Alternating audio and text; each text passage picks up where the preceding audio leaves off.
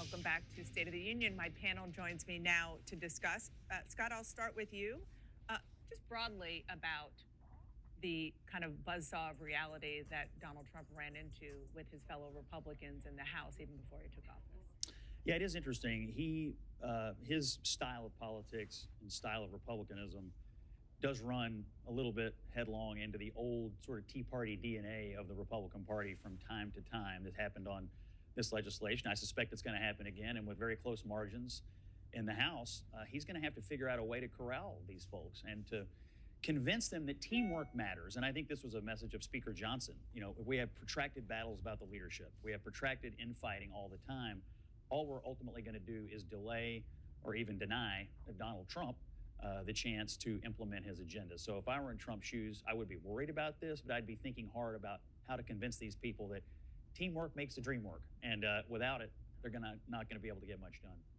But he's also going to have to face the reality that for some, I'm thinking of like Chip Roy, who you and I sat on a set about a year ago with when McCarthy was trying to win his seat. And we talked about there is a cadre of members, Republican members.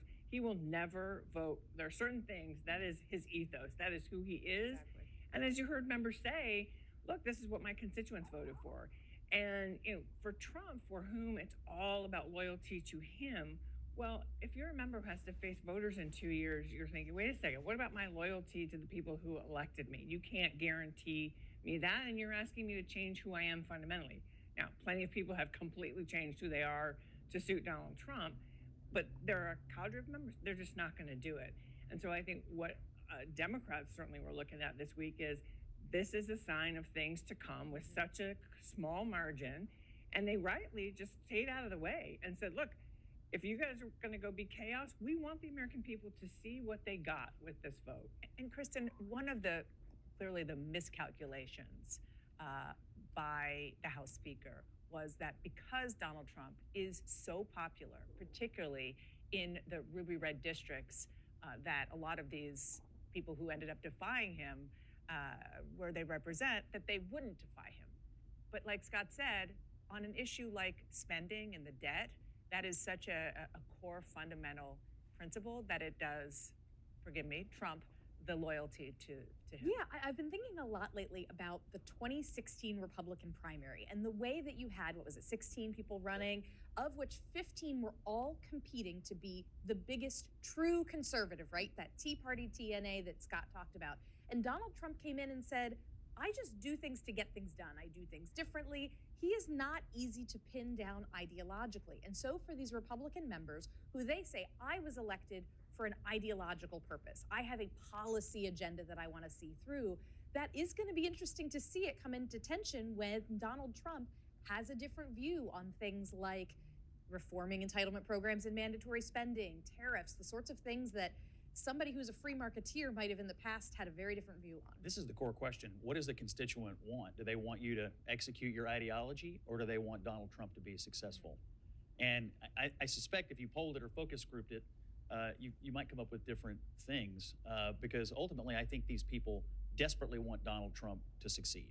And they don't want an individual congressman from any individual district to derail. Bakari. One of the unique things about this, though, is that the central question that everyone has is, can Republicans govern?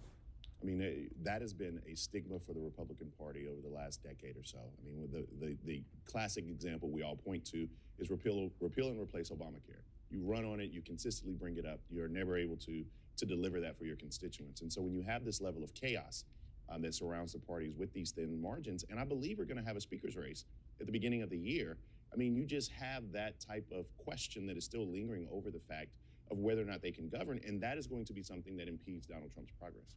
I want to bring in the Elon Musk of it all, because this has been a through line of discussion, both by Democrats and Republicans. Democrats are saying he's the real president-elect. A lot of Republicans are saying that's not true, but thank goodness he did what he did. Is this going to wear thin with Donald Trump soon? I don't think so. I mean, look, they appear to be getting along well. Musk was very instrumental in his victory. And I hear Democrats, criticizing the idea that we have unelected people with too much influence over the government. I invite them to pick up the Wall Street Journal from this week and find out that unelected people have been running the government for the last 4 years. I hear Democrats criticizing the influence of billionaires on our politics when you've got this Soros punk running around collecting Democrat politicians like my kids collect Pokemon cards. So I think all the criticism of Musk coming from the left is totally hypocritical, totally over the top. And he is doing something interesting, bringing some transparency to the federal government. It's not a terrible thing. But the funny part about all of that is it's a fact, right? And so the Elon Musk does have an outsized influence over Republican politics and the government right now. You've never seen George Soros create an agency and run an agency. You've never seen him parade the president around, the president of the United States around. You just haven't seen those things. And so that's a bit apples and oranges. But the only thing I was going to say is that it's going to wear thin, not with Donald Trump, but if you think Elon Musk is going to push over Thune, that ain't happening. He's not pushing over King Jeffries. That's not happening. And he's going to run into a buzzsaw. And I personally believe Elon Musk is just going to throw his hands up in about 6 months and say, y'all can have this. These things not for me. But I think the other piece of this is, because, Scott's right. Those have been the talking points. But let's talk about the American people. One of the issues that consistently polls very highly among Republicans and Democrats and independents is the disgust with money in politics. Here you have a man who spent $260 million to get Donald Trump elected, who literally has financial interests in what goes into the budget.